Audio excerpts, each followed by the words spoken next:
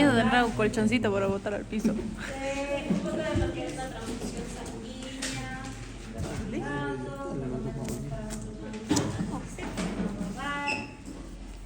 dentro de esto lo que vamos a seguir hablando es un poco de las anemias hemolíticas. Anemia hemolítica inmunomediada la voy a dejar para un poquito más adelante porque vamos a hablar de enfermedades inmunomediadas en general. Entonces ahí es donde voy a abordar de manera más, sí, va a estar un poco más explícita esa parte, pero ¿ya? Entonces, bueno, nos quedamos. ¿Qué fármacos podemos dar? Porque podemos utilizar en estos pacientes. Y bueno, hablando de las anemias hemolíticas, en sí, ¿cuál sería el principio de una anemia hemolítica? ¿Qué significa? Porque yo le denomino que el paciente tiene una anemia hemolítica. ¿Qué quiere decir? Destrucción. ¿Y por qué causas nomás no podría tener destrucción de estos eritrocitos? Parásitos, hemoparásitos, ¿cómo cuáles? Babesia. Escherichia, ya, ¿cuál? Los reumatos son vectores de hemoparásitos. ¿Pero cuál es el hemoparásito que se refiere directamente a los eritrocitos, a quedarse ahí? Que le gusta estar ahí en los eritrocitos. Babesia y arquero, el que es más común en gatos. Ese los voy a poner en el examen. Ese es virus, el virus no hace esto. No. No. El que es más común en gatos. Se da por contagio de virus.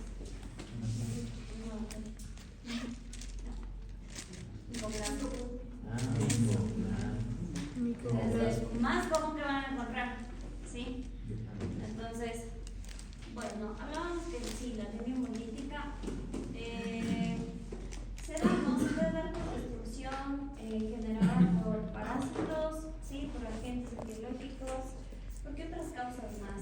Habíamos hablado de que pueden haber sustancias que generen estrés oxidativo, ¿cierto? Y eso formaba cuerpos de Heinz, ¿cierto?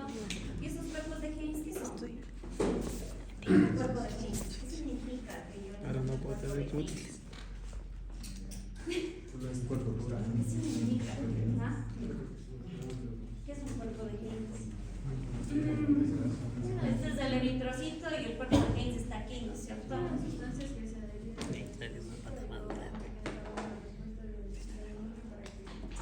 No, antes, ¿qué creen que es este chiquitito? ¿Han visto Futurama?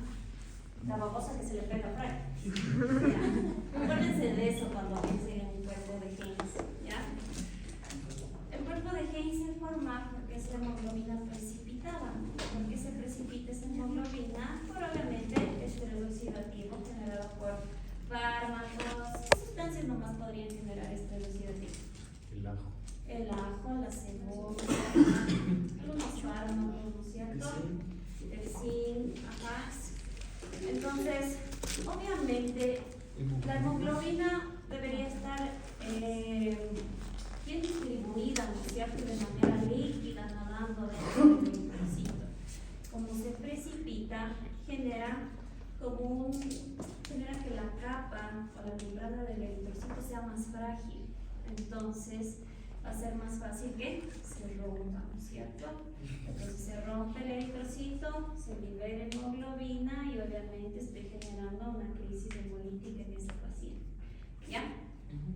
Ahora, la hemólisis yo tengo de dos tipos, ¿no es cierto? Había la extravascular y la intravascular. ¿Y qué se diferenciaba cada una? Era el lugar donde se generaba la hemólisis, ¿ya? Eso ya hablamos un poco ayer. Cuando es intravascular, sí va a estar más asociada a cuerpos de Heinz, va a ser una de las probabilidades donde el eritrocito se rompa, pero ya dentro del vaso sanguíneo. Y la otra también va a ser por hemoparásitos, ¿ya? El más común en gatos, como decía, micoplasma. Pues es importante también preguntar dentro de la anamnesis, ustedes ya podrían tener esa sospecha diagnóstica. Porque si yo veo un gato que está infestado de pulgas y está anémico, no va a estar anémico necesariamente por la infestación de pulgas, va a estar anémico por la quizás el contagio secundario que tuvo por micoplasma.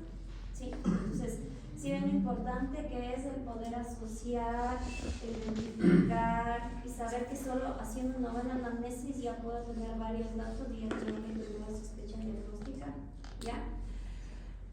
Y obviamente muchas veces estos pacientes, si digamos que hay demasiados micoplasmas, pueden generar una crisis hemolítica.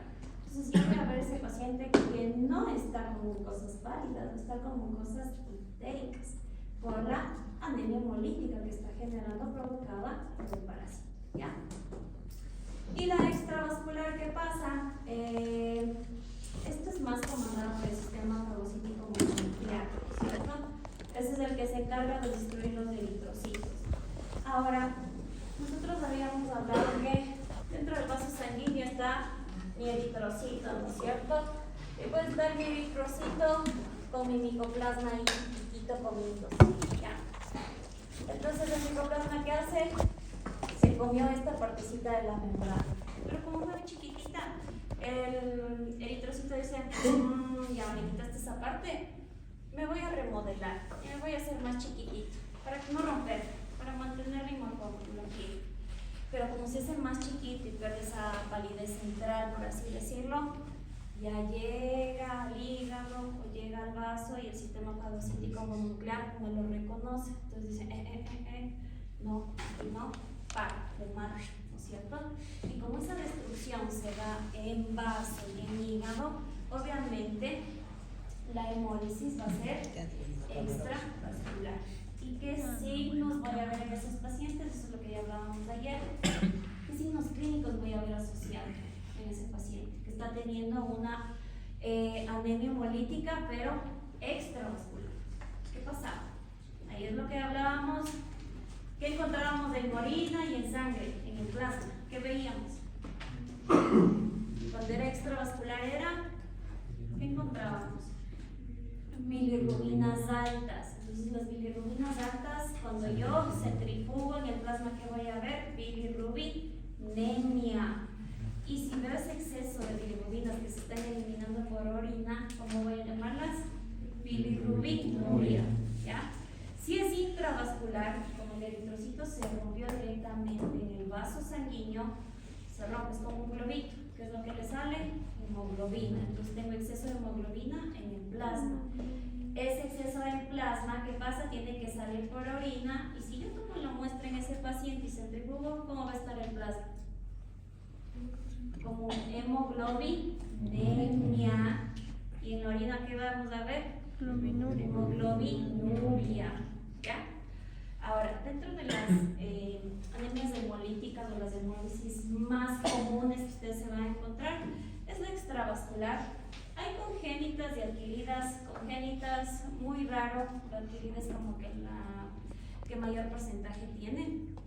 Y entre las más comunes es la anemia hemolítica inmunoguía, ¿no es cierto? Y hablábamos que me borró esto ya para explicarles. Entonces, no se olvide que esto va a ir en el examen. Va a ir sí o sí en el examen. ¿Cómo? ¿Cómo? ¿Cómo va? ¿Qué preguntas? Exigentes, lo peor. Entonces, digamos que es el vaso sanguíneo, ¿no es cierto? Ya. Y aquí está mi eritrocito, ¿ya?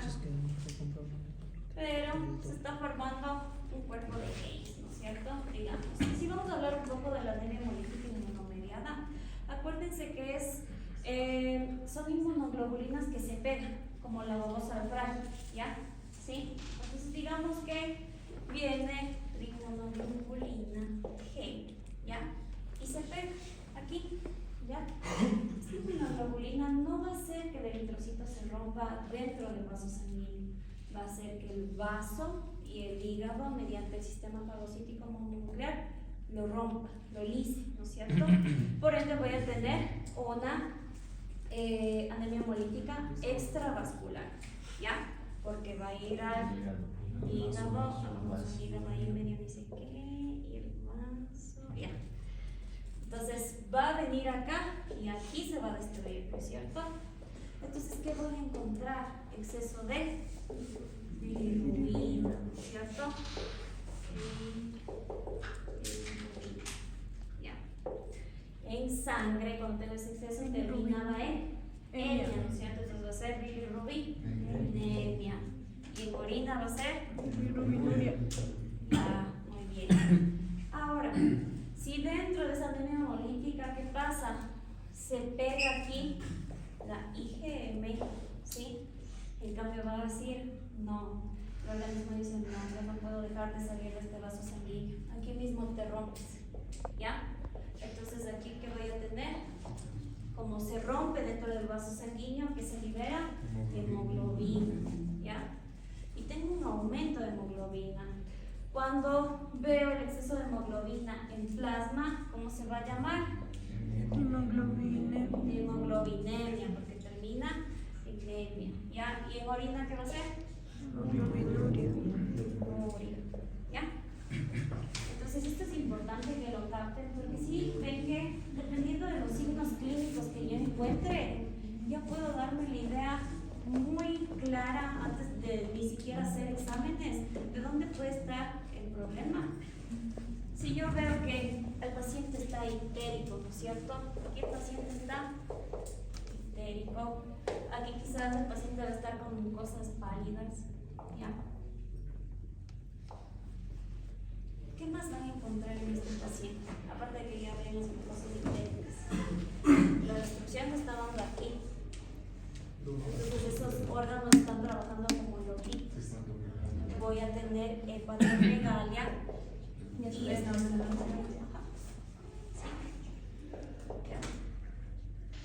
Entonces si ven cómo se complementa todo, ¿ya? Bueno, y dentro de la anemia hemolítica inmunomediada vamos a ir hablando más adelante, más que todo el tratamiento, como habíamos dicho, que es inmunosupresor, cómo tenemos que utilizarlo y demás. Lo más común que se utiliza, pues obviamente son corticoides, pero hay otros fármacos en la actualidad que se están usando, que eso es lo que vamos a abordar en las próximas semanas, ¿ya? Pero ahí sí de manera general con todas las inmunomediadas, ¿ya? Entonces, pero recuerden, cuando hay hemólisis no es solamente porque el organismo, ustedes mismos se volvió loquito y empezó a destruir eritrocitos. Se empiezan a destruir eritrocitos por hemoparásitos, ¿no es cierto? Por cuerpos de Keyes, por factores que están generando estrés oxidativo. Entonces, esos van a ser otros tipos de anemias hemolíticas. Ahora, en esta imagen, ¿qué pueden observar? ¿Cómo describirían? ¿Qué cambios morfológicos verían en las células? ¿Qué nomás encontrarían? ¿Hay anisocitosis? Sí, muy bien. ¿Qué más? Pero adicto. ¿Dónde?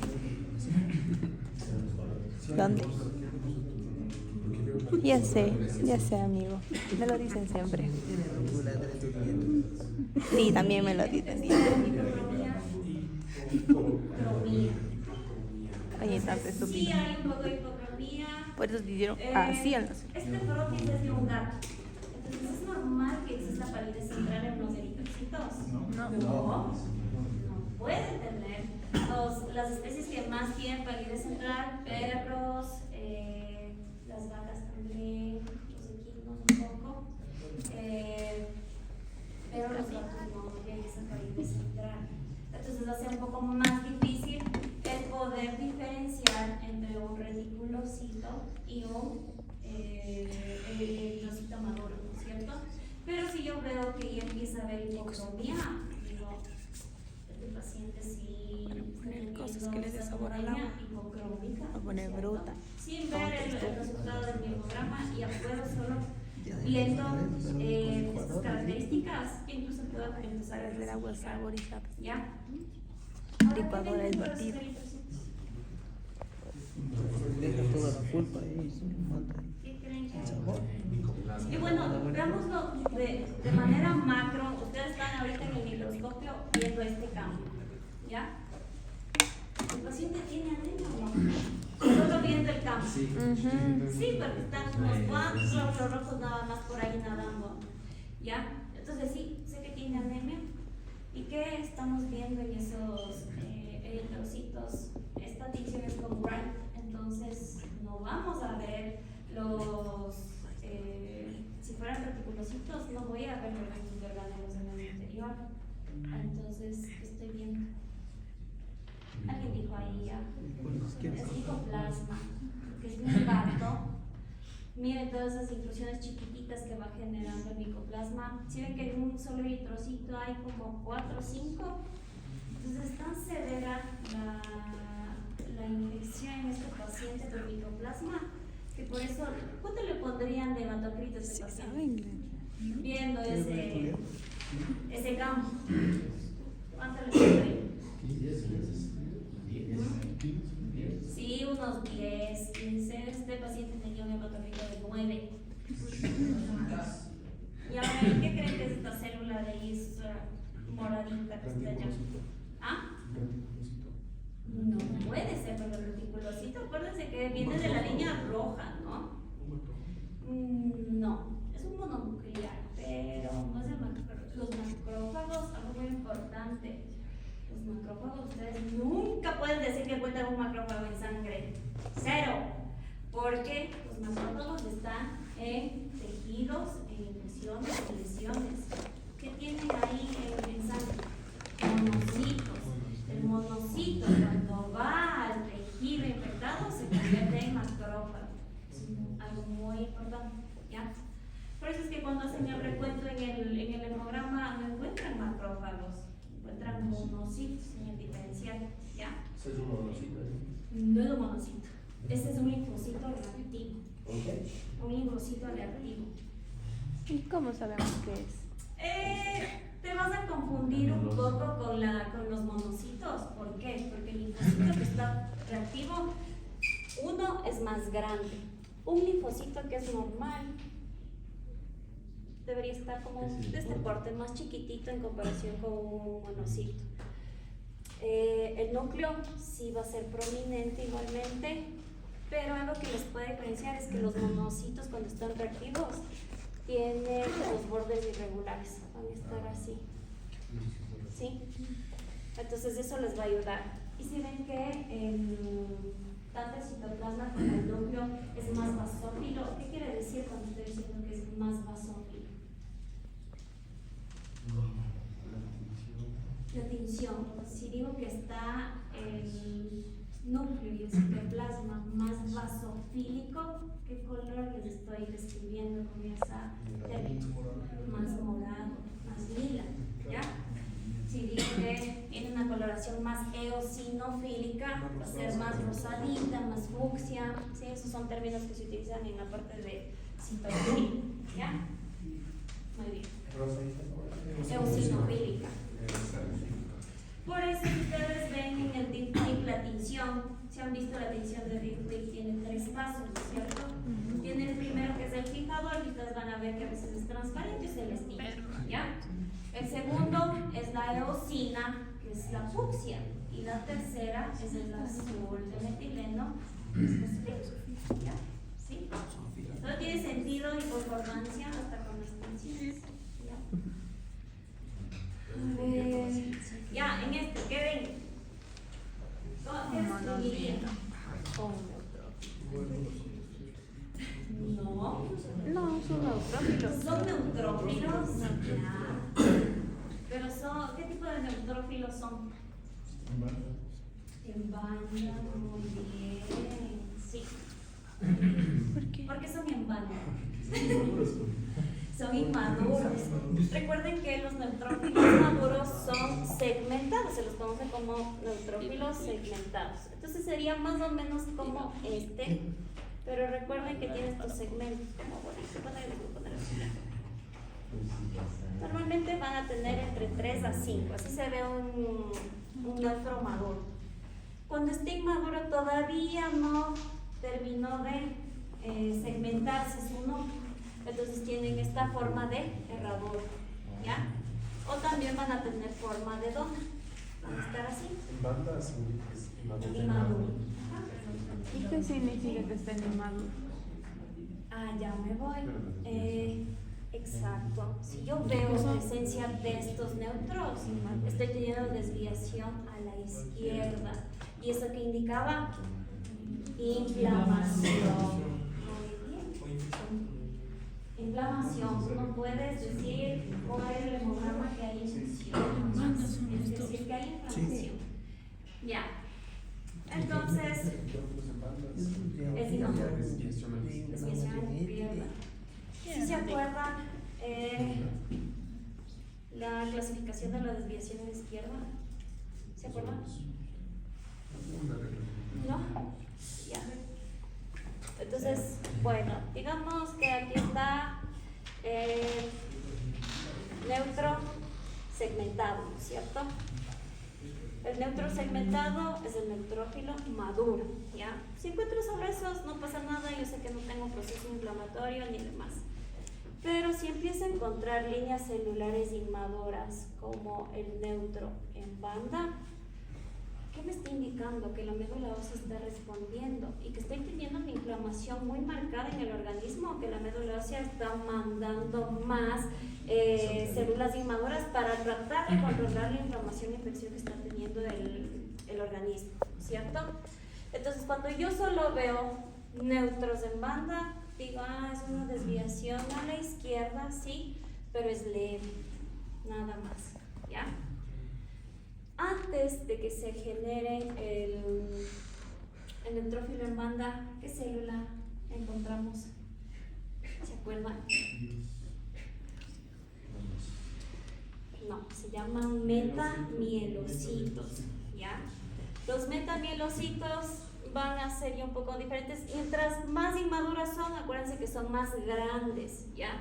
Entonces van a tener por aquí ya núcleo, van a empezar aquí a dividirse, así más o menos son. Este sería el metamielocito. Y antes de ese sería el mielocito. Y luego sería el promielocito. Entonces, si solo veo en banda, es una desviación a la izquierda leve.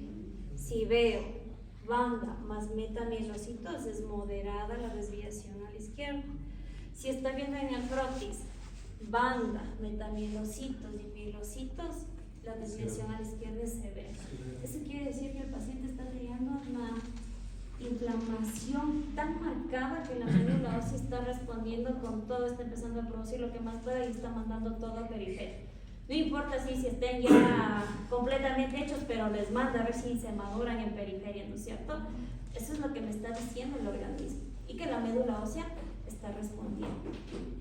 Ahora, eso es la desviación a la izquierda. ¿Se acuerdan de la desviación a la derecha? ¿No?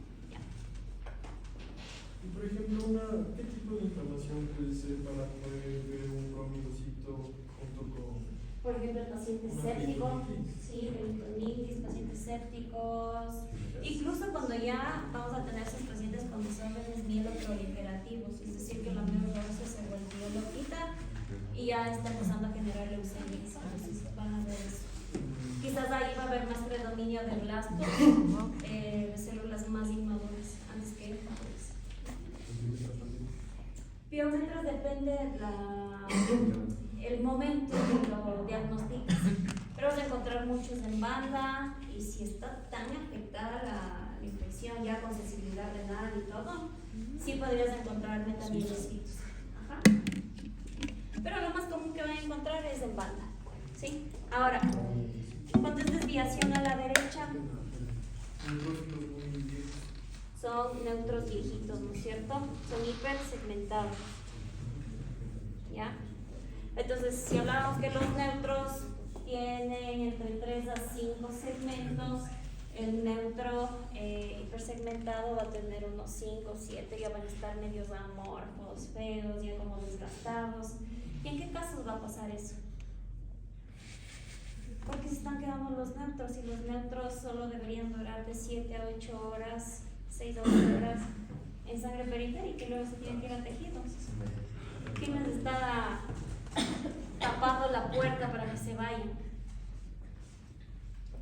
¿Quién les impide salir de la sangre? El cortisol.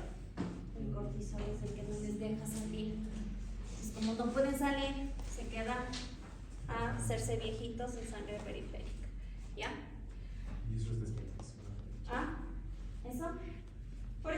podrían ver igual todo paciente que quizás tiene inflamación crónica, está empezando a estresarse, todo el tiempo está con estrés, porque tiene dolor, porque está inflamado constantemente, entonces ahí también entra el cortisol de por medio.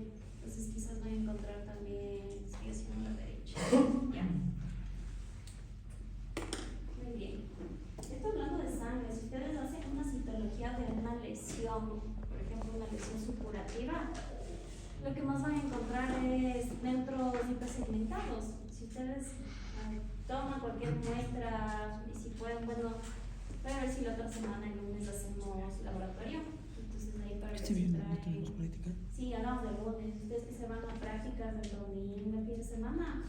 Si tienen un paciente con una muestra que esté supurando algo de la piel, hagan una impronta. Ajá. Hacen una impronta, traen esas muestritas, ceñimos y revisamos. Las laceraciones específicas, pero diseñado por favor, Cálmate, mi amor. ¿Y ahora qué le digo a mi papá? Que es del Nico. Es hermoso. Sí, no importa porque quiero ver mucho. Y el de su hijo triunfó, amor. Eso tiene que fluir. Tiene que fluir.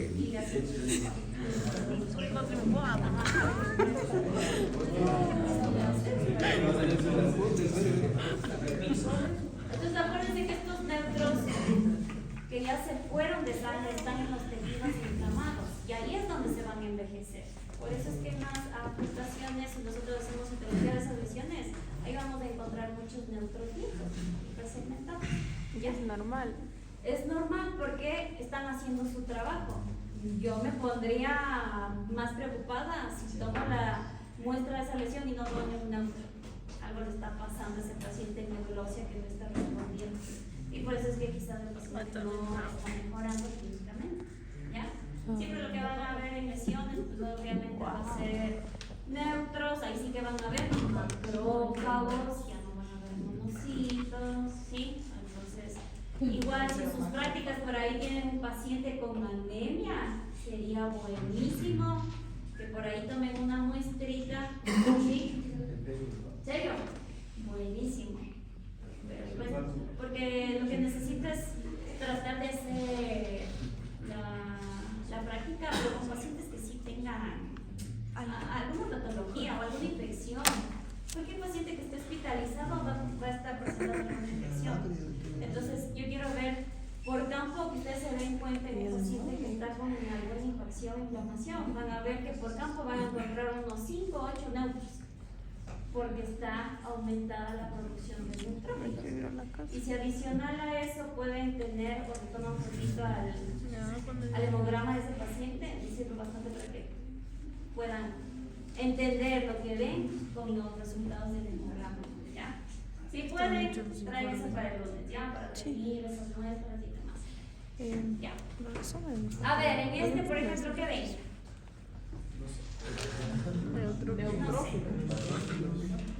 Hay neutros, ajá. Tan deformes. Esos son neutros. Hay no, muy bien. Entonces, que mi que está, ¿qué me dice? Ay, ¿qué Hay dijo? inflamación. ¿Qué dijo que había? Rublo. Ruló porque está en fila de moneda. Así está el 3. Este paciente tiene anemia. Miren en el campo. Sí, pero no tanto como el otro, ¿no es cierto? ¿Cuánto le pondrían de la tablita a este paciente? Ponle que es gato. Unos 19, 20, sí podría ser. ¿Ya? También viene micoplasma. Sí, miren las infusiones. Ahí tenemos esas plaquetitas que están por ahí, mal marcaditas. ¿Qué más? Este de aquí, ¿cómo se llama? ¿Por qué diferenciaba el micoplasma?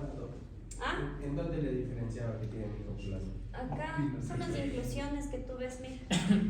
El micoplasma son chiquititas y les gusta estar justo en la membrana. Justo en la membrana. Aquí son esos pequeñitos. Estas, sí, plaquetas. Plaquetas. ¿Y cómo le diferencia ¿Ah? el micoplasma de los columnas? Este sí es un poco complicado, pero los cuerpos de Kane son más grandes, ¿sí? Y no vas a ver la inclusión tan marcada como la del micoplasma. Ahora, deben tener mucho cuidado porque cuando las tinciones ya están muy viejas, están muy sucias, pueden generar artefactos. Ustedes van a ver que quizás se encuentran por ahí puntitos así, pero también van a encontrar un fondo sucio aquí, igual puntitos así. Entonces es importante revisar. Si ven que en algunos eritrocitos la inclusión está en la membrana, pero otros están como más metiditos. Entonces hay que ser muy objetivo. Y para confirmar que el paciente tiene micoplasma, debo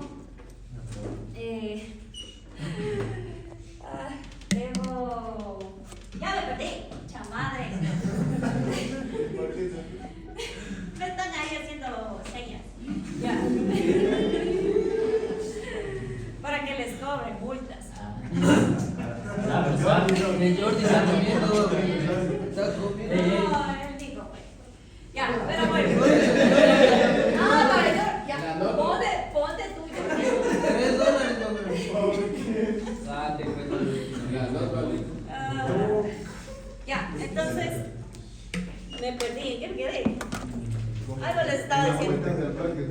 Sí, entonces ustedes tienen que ser objetivos, porque deben, uno, tener la signología clínica del paciente, entender por qué signos clínicos viene el paciente, ver que el paciente tiene anemia, por qué está teniendo anemia. Si ese paciente no tiene anemia y veo estas inclusiones, como que no, es artefacto, ¿no? Y lo que quiero ver es en cada campo debo ir revisando. Hay muchas veces que los micoplasmas están aquí, por encimita, están como a través de la membrana y por dentro de la membrana. Y debería haber que estén varios en el mismo eritrocito, que otros eritrocitos estén como ya deformados justo a la membrana por donde está esa inclusión. Entonces deben ser muy objetivos al momento que vayan revisando, porque es fácil confundirse con artefactos, ¿ya? Porque si ven que son chiquititos, al menos la babesia ya es un poco más grande. La módula que ustedes ven va a ser en el centro más grandecita, es más o menos así. Esa debe ser más grande la de la babesia y está en el centro. Y luego mi micoplasma es en la periferia, entonces es un poquito más complicado, ¿ya? Muy bien.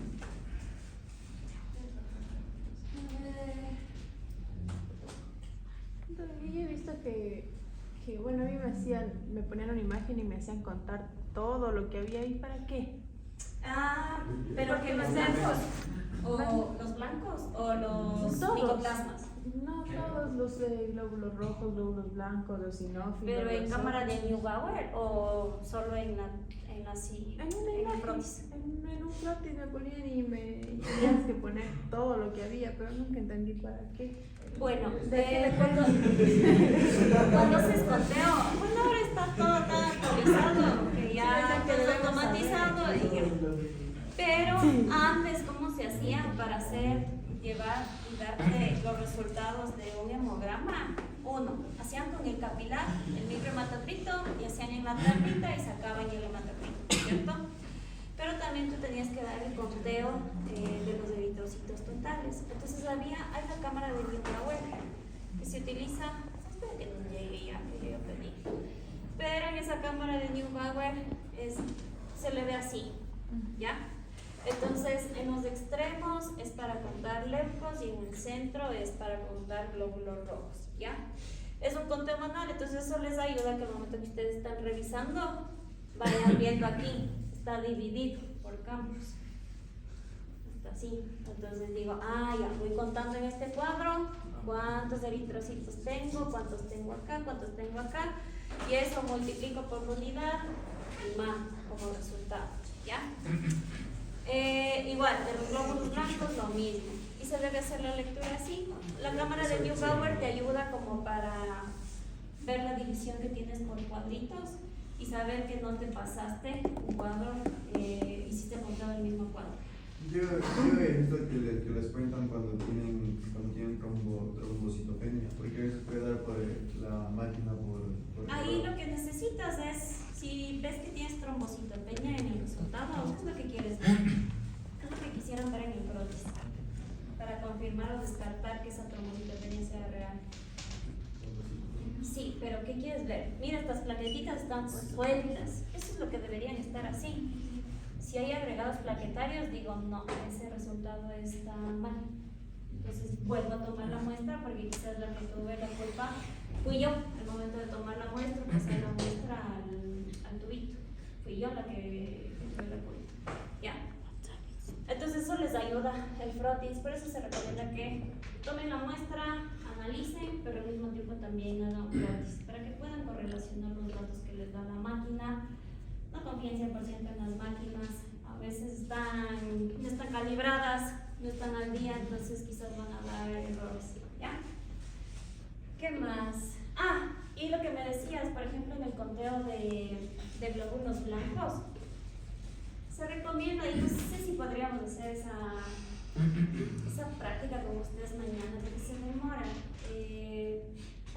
Incluso hay aplicaciones para que ustedes puedan hacer. No sé si han visto antes tenían como una reglita para que tú vayas poniendo basófilos, eosinófilos, neutrófilos y vayas contando.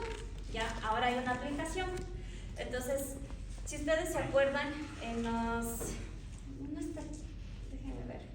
Bueno, en los resultados que ustedes tienen ahí de sus exámenes, ven que hay porcentuales y también hay absolutos, ¿no es cierto? El porcentual me ayuda a eso, al conteo que yo hago. Entonces, ¿qué te ayuda ahí? Ustedes cuentan 100, llegan a contar 100 glóbulos blancos, pero hasta que ustedes llegan a contar esos 100, quizás encontraron 30 neutros, encontraron 3 eosinófilos, un monocito por ahí, y luego hacen la diferenciación porcentual, el 100%, porque conté 100 células, 85 neutros que encontré, ¿cuánto sería el porcentaje? Hay aplicaciones ahora que es como la reglita de antes, entonces tú solo vas anotando mientras vas viendo hasta llegar al 100. Y ya luego te da el resultado del porcentaje. Pero como yo les había dicho, eso les ayuda como para complementar, más no como para dar un diagnóstico adecuado. Ustedes deben utilizar los valores absolutos para poder dar un diagnóstico. ¿Sí? Ya. Entonces, bueno, sigamos.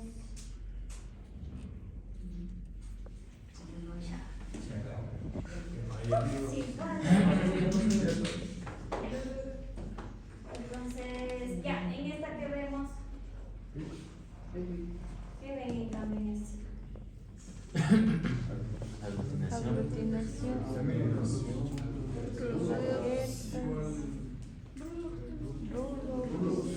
¿Ven blog o ven aglutinación? Las dos. Hay Al lado de ese. Son muy pocos. Sí, hay muy pocos, están los dos, una y la otra. Ahora, ¿por qué pasaría esto? Porque quizás el paciente, como está tan anímico, puede tener esa falsa perspectiva, y ahí es donde yo puedo utilizar la prueba de aglutinación, porque voy a diluir más, y obviamente si ruló, se van a separar, pero si están aglutinados, siguen pegaditos como imanes, ¿no es cierto? Ya. Muy bien. Ahora, dentro de los signos clínicos, dentro de los signos clínicos que yo quiero ver, primero quiero tratar la causa de base en estas anemias hemolíticas. Y recuerden que todas estas anemias hemolíticas son como las anemias causadas por hemorragias, son agudas. ¿Sí? El cuadro clínico va a ser agudo, nunca va a ser crónico en estos pacientes. ¿Ya?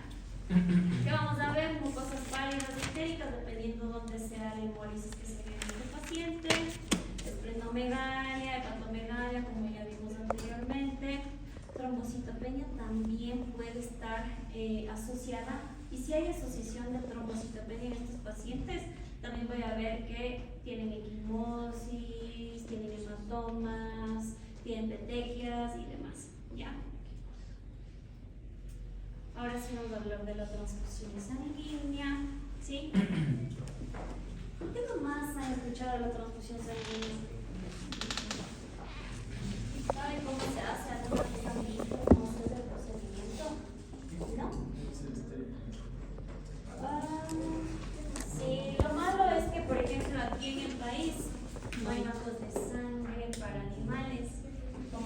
nosotros, por ejemplo, ¿no es cierto?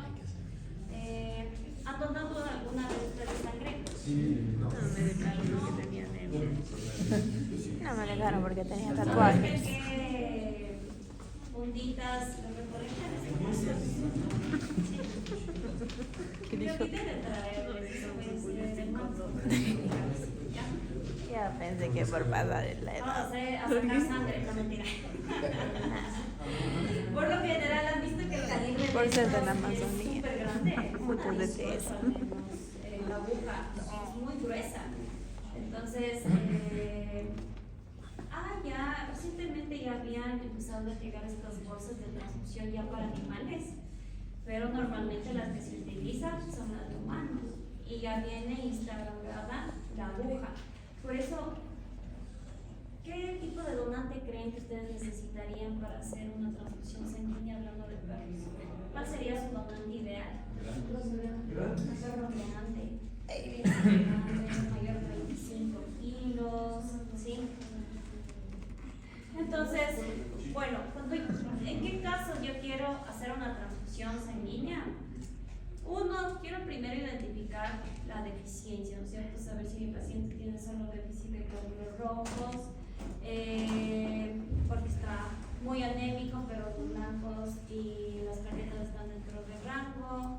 Si quizás tengo solo disminución de las plaquetas, ya cuando tengo menos a 10.000 a 20.000, me preocupo. Yo sé que necesito transfundir sangre completa a ese paciente para ayudarle un poco en las plaquetas, porque si no, ese paciente se me va a desangrar por cualquier cosa. Así le ponga una vía, por la vía va a empezar a estar sangrando todo el tiempo, pero hay plaquetas para generar hemostasia, ¿ya?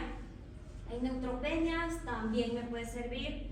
Si hay déficit de proteínas plasmáticas, los pacientes con hipolinemia y quizás intentaron ya con coloides y no funcionó, podrían intentarlo utilizando sangre entera, ¿sí? Es como dentro de los derivados, los hemoderivados, como la forma más fácil que le puedo aportar al paciente. La albúmina canina no hay aquí, y si hay es muy cara de contrabando. La albúmina humana es un poco costosa, ¿sí? Casi toda la mayoría de tutores como que no aprueban y tiene reacciones adversas también, entonces también hay que estar pendientes. Hay pacientes que tienen hipovolemia en sí, ¿ya? Entonces, ahora, hablando del donante, quiero saber del donante. Ya. Uno, el donante ideal sería que debe pesar más de 25 kilogramos, porque debe ser un paciente grande que me aporte un gran volumen, ¿no es cierto? No me sirve de nada saber cuánto creen que sería el volumen máximo que le podrían sacar a un paciente, o le sacan nomás lo que necesite el otro paciente. No, 3 litros.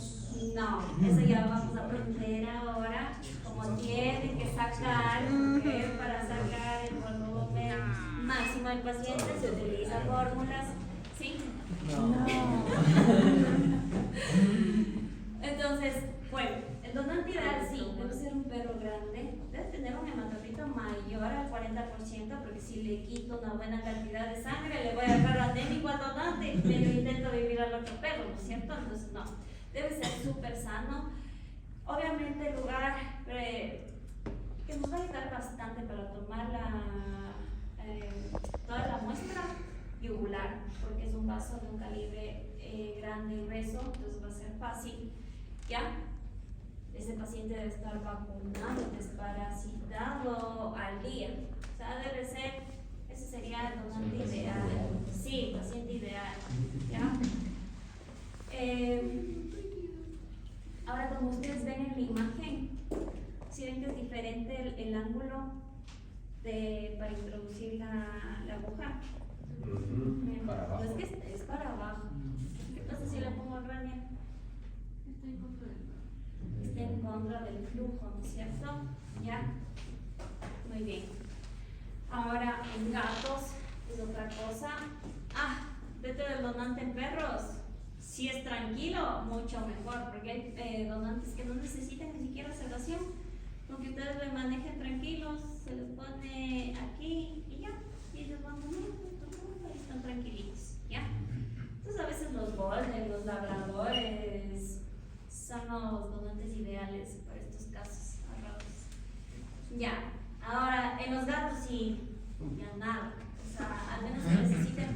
volumen sería sin sedación y que el gato sea extremadamente dócil y se deje manipular y le gusten las agujas, se va a dejar. Si no, no. Ahora, en el gato van a utilizar esas bolsas. No,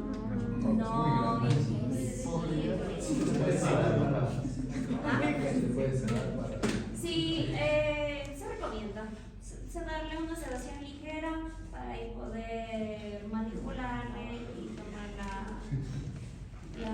la sangre que necesita, ¿ya? Debe ser mayor a 4 kilos. Me aburro yo. Si tiene 5 kilos, 6 kilos, mucho No te mejor. aburro. Obviamente tampoco debe estar obeso, en esos 5 o 6 kilos que tenga, debe ser un gato grande. Ahora, en gatos sí es importante que ese gato sea indoor, o sea, que no sea callejero.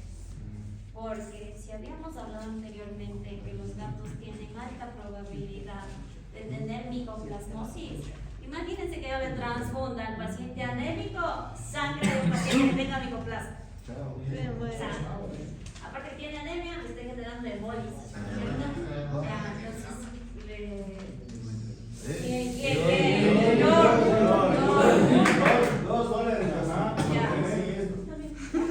Fecha, anote la fecha. Y en gatos también es importante testear, ¿no? Hacer test de Miller, porque obviamente, ¿qué pasa si no le testé el gato y le transfundo sangre de un gato con Miller a uno que no tiene Miller? Sale el dolor. Entonces, son todas estas consideraciones que ustedes deben tener al momento de buscar un buen donante, ¿ya? Por ejemplo, cuando tú haces en el perro, si utilizas no me olvides de traerles, pero utilizas estas bolsas, chamadre, ya.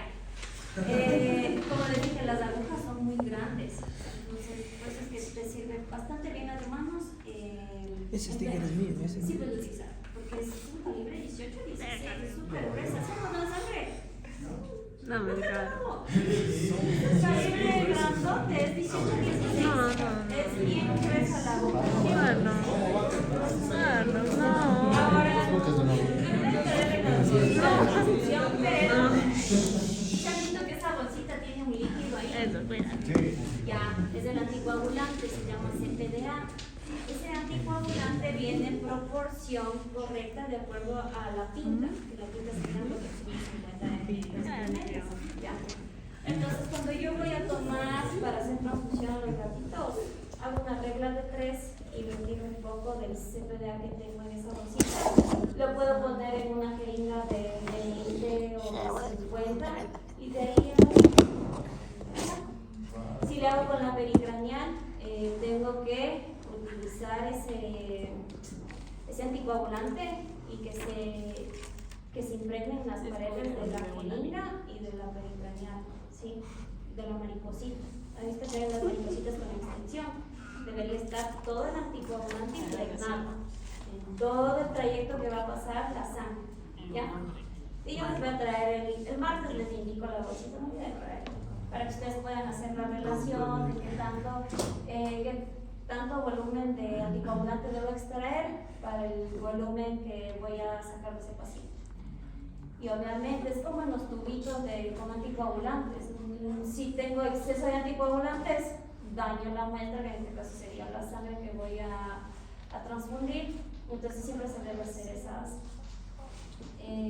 esos cálculos antes, ¿ya? Y ahora, que es importante al momento de ver cuánto de volumen le puedo sacar máximo a mi paciente. Uno, el volumen sanguíneo total que tiene el paciente. Y antes que saco por hay estas constantes que en perros se utiliza de 80 90 ml por kilogramo, ¿sí? Y en gatos va a ser de 60 ml kilogramo, ¿ya? Es decir, si yo tengo un perro de 15 kilos, ¿cuánto máximo podría sacar? 15 por 90. ¿Cuál sería el volumen sanguíneo total que podría tener este paciente? 1350 ml. O sea, el perro que pesa 15 kilos tiene 1350 ml de sangre, ¿ya? Con la constante que me está dando. Ahora, ¿cuánto es el porcentaje máximo que tengo que sacar sacarle a ese paciente, yo sé que el máximo debo retirar un 10%. Entonces, de ese 1350 saco el 10%. 135. Yo tendría que sacarle solo 135 ml máximo a ese paciente. ¿Ya? Un litro, 35. No, No, menos de un litro. Es como los cloruritos de 100. Eso Es algo ahí. Ajá. Por eso es que si ustedes ven la cantidad de sangre que puede sacar de un perro de 20 kilos, sigue siendo poca, ¿no? Por eso necesito un donante que ¿ya? Hay algunas literaturas que les dicen que pueden sacar hasta el 20% en perros y hasta el 15% en gatos. Pero como que el rango ideal y seguro para no dejarle hipovolémico al paciente sería el 10%. ¿Ya? Entonces, ya, por ejemplo, aquí tenemos este ejemplo, tenemos este perro de 25 kilos. Ya. Se está cambiando como loco. Ya. Entonces tengo este perro de 25 kilogramos. ¿Cuál es el volumen sanguíneo total? Si es perro, utilizo la constante. Es más alto, 25 por 90. ¿Cuál es el volumen total sanguíneo que tiene este paciente? 250. Ahora yo sé que el máximo puede sacarle el 10%. ¿Cuánto sería el 10% de ese total? 150. ¿Lo digo?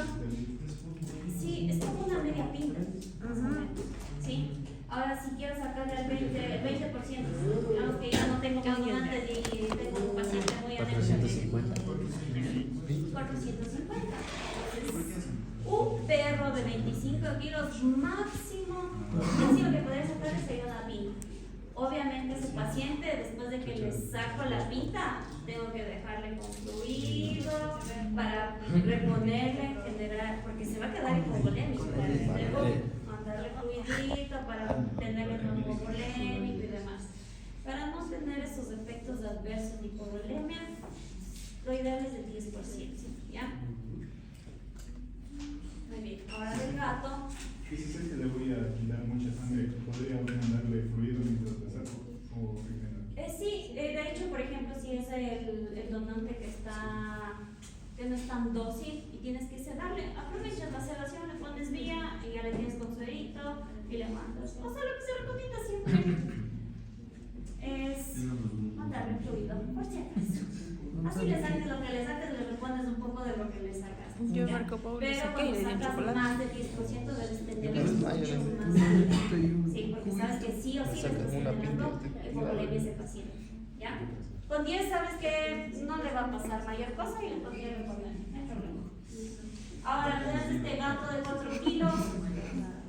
En gatos, en cambio, ¿cuál era la constante? 60. Entonces, nos explica los 4 kilos. Entonces, son 240 ml máximo de sangre que tiene ese paciente. Ahora, los gatos, igual que eso. Máximo hasta 60. Entonces, al 10%, ¿cuánto máximo le puede extraer? Entonces, en gatos, como ya decía, hasta el volumen que yo puedo transfundir es muy pequeñito. Entonces, por eso es que deben hacer, si extraen gatitos de jeringas y ya luego le ponen en una bomba de infusión de jeringa y de ahí le van pasando. ¿Ya? O también pueden utilizar los cloruros de 100. En el cloruro de 100 eliminan todo el cloruro, le ponen el anticoagulante, la proporción que quieren y ahí luego ponen la sangre. Conectan con el venoclisis que también debe estar bañado con todo el anticoagulante y de ahí sí le ponen al paciente. ¿Ya? Si le voy a transfundir, ¿qué no debo utilizar? Ya aprendí. Ah, ya aprendieron. A la mala. Ya. Entonces, bueno, en gatos las donaciones estándar van a ser máximo entre 40 y 60 ml de sangre, no más. Sí, una para el promedio que tienen estos animales, no van a necesitar. Y obviamente los restaurantes vamos a sacar más de Ya, ¿y en qué tipo de anemias yo voy a transfundir? ¿En qué casos digo si tengo que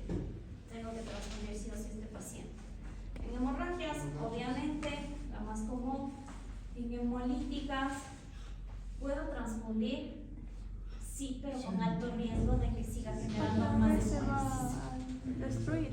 Ajá. Si es hemolítica inmunomediada, negado. Pero si es una hemolítica causada por micoplasma, podría intentar. Quizás, digamos que viene el paciente que tiene 9 de hematocrit y vi que la causa es micoplasma, que no es inmunomediado. Puede intentarlo, pero obviamente sabiendo que tengo un alto riesgo de que siga generando hemólisis hasta que el antibiótico me elimine al agente infeccioso. ¿Ya? En aquellas anemias que son agudas, pero que todavía están con pacientes normovolémicos, podría mandarle solo un porcentaje bajo al paciente de lo que necesita. ¿Ya? Yo tenía un perro que tenía barbo, que le hicieron transfusión de sangre. Ya, por ejemplo, ese paciente, ¿por qué quiere de sangre transfundir? ¿Por qué creen? Habíamos visto al inicio que yo primero quería identificar el déficit. ¿Déficit de qué nomás tendría ese paciente? El paciente con barbo. De todo. A ver, respóndeme y te voy a responder. Ya tampoco le puedo leer así de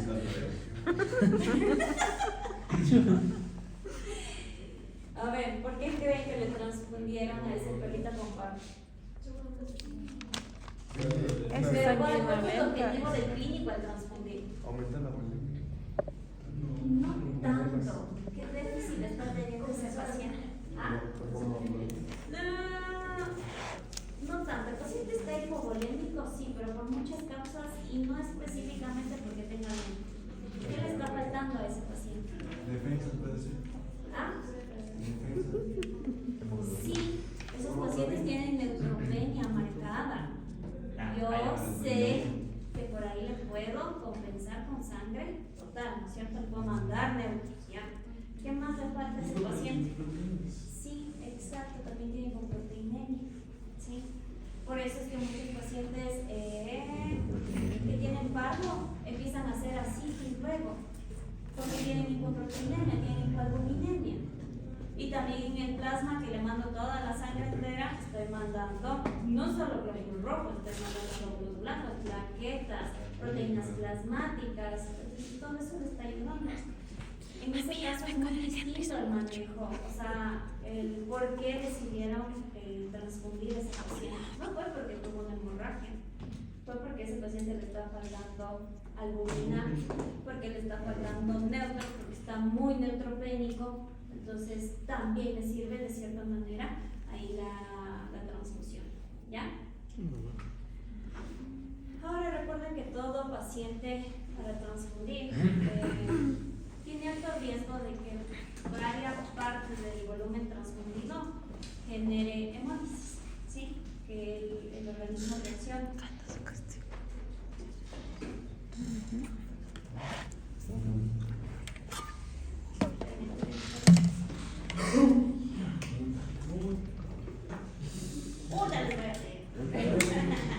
Ya.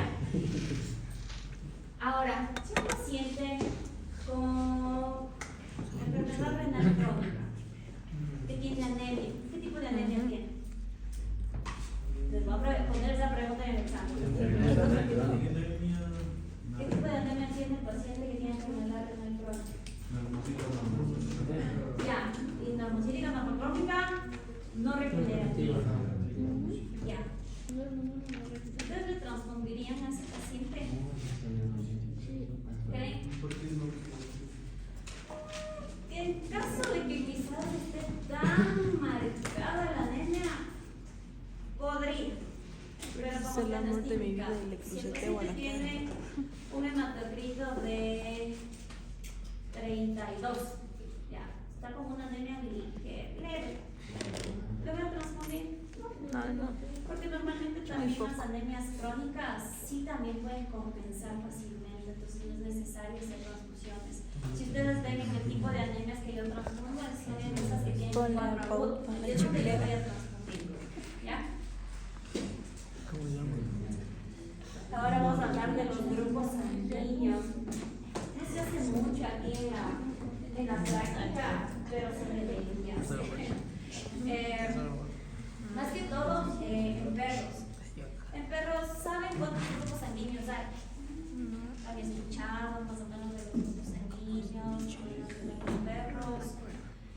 Bueno, anteriormente solo se conocían los grupos sanguíneos que tenían este acrónimo que es DEA, que es doble intracelular y entonces, pero había el 1.1 y el 1.2, ¿ya? Ahora hay como 8 grupos sanguíneos.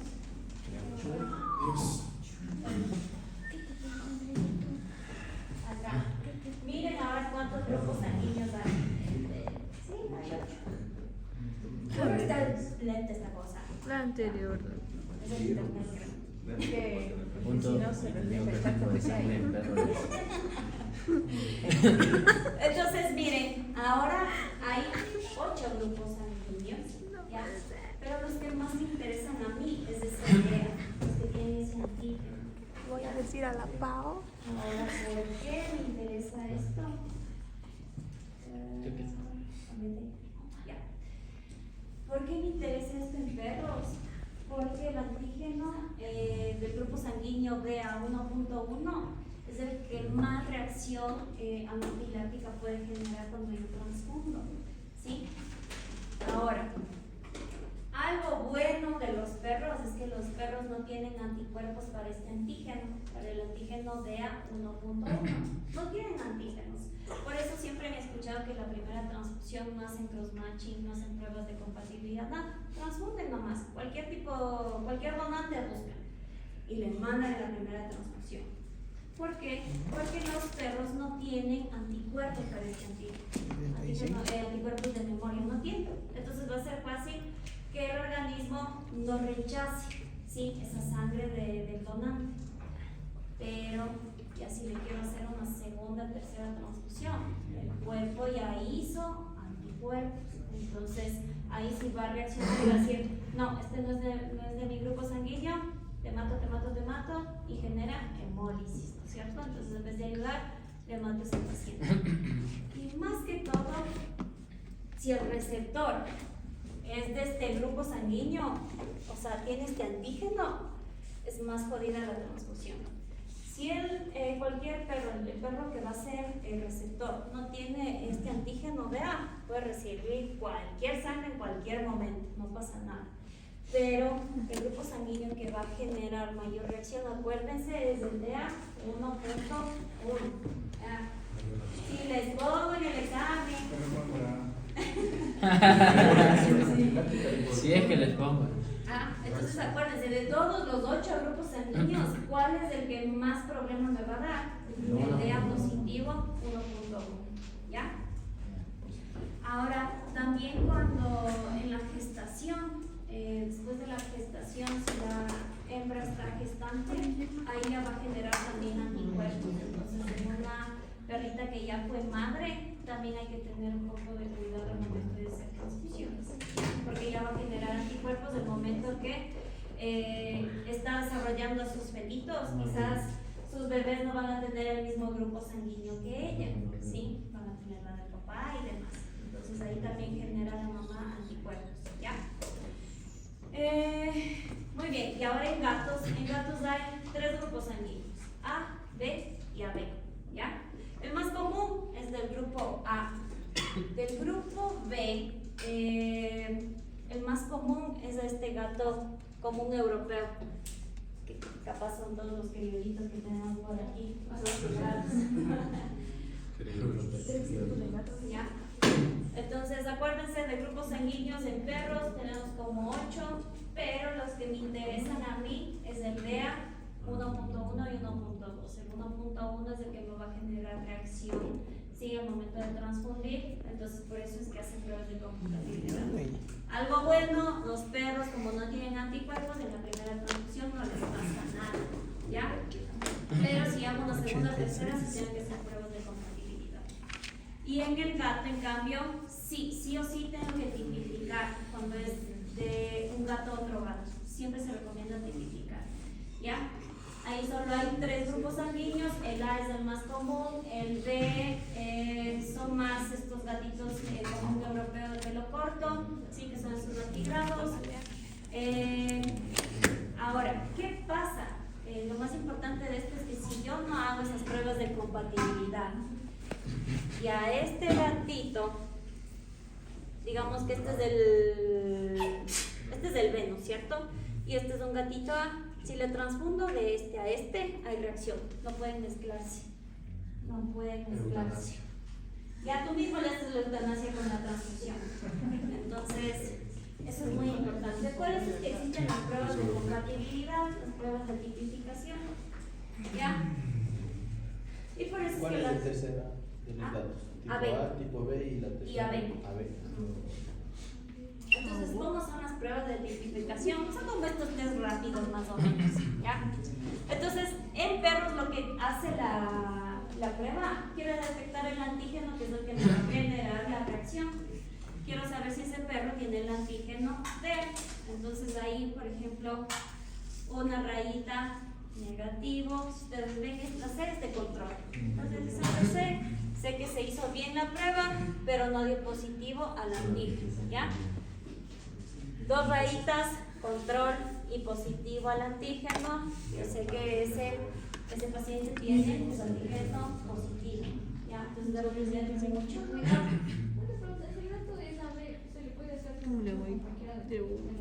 Sí, no hay problema. Más es cuando el uno con el otro es aislado completamente. Ahí van a tener reacción. Aunque el grupo AB es muy raro, el que más van a encontrar es el A. Pero lo que tienes que diferenciar es el del B para no hacer ese cruce. ¿Ya? Entonces, si ustedes ven en esta imagen, el perro donador que es negativo al antígeno puede darle al DA positivo o al que no tiene DA, ¿no es cierto? Pero el que tiene antígeno positivo, el DA positivo, solo al DA positivo, ¿sí? Si no, va a generar reacción, ¿ya? ¿Sí? ¿Sí entendieron esa parte? Pero eso ya sería para la segunda. Para la segunda. Ajá. Por eso Quiero en ir a mear y gatos esto a está veces se estorbando. recomienda o se hace mejor. Quiero ir a mear y estás estorbándome. Sí, porque si hacen de gato a gato tienen que tipificar. Y si no tipifican y es un paciente que está de emergencia, ya se está muriendo, no tienen chance de hacer la prueba de compatibilidad, hacen otra discusión. Porque obviamente el gato no va a tener anticuerpos para ningún eritrocito de sangre de otra especie. Se puede transfundir sangre de perro a gato, de humano a gato. Esa es haciendo Transfusión. de otra especie a... De otra especie. Ajá. Ya igual tengo un... Eso con el DA1 y el DA hasta el 8 se hace lo mismo. No, es que lo que tú quieres ver en los perros es que el perro no tenga el antígeno D. Los otros grupos sanguíneos que salieron no tienen ese antígeno. Entonces, el único que tiene antígeno es DA1.1 y 1.2. Lo que tú quieres saber es que el paciente donante y el receptor no tengan. Y si tienen, que los dos tengan. ¿Sí? ¿Ya? Porque obviamente el que tiene ese antígeno es el que va a generar reacción en la transfusión. Si no tiene, no pasa nada. Puedes transfundir millones de veces con cualquier pérdida. ¿Ya? Entonces, miren, aquí yo tengo un video acá, se puede ver. No sé por qué está en esta. Es ahí. Ante tu puesto, entonces. Ya, Y aquí es ya, pasillo.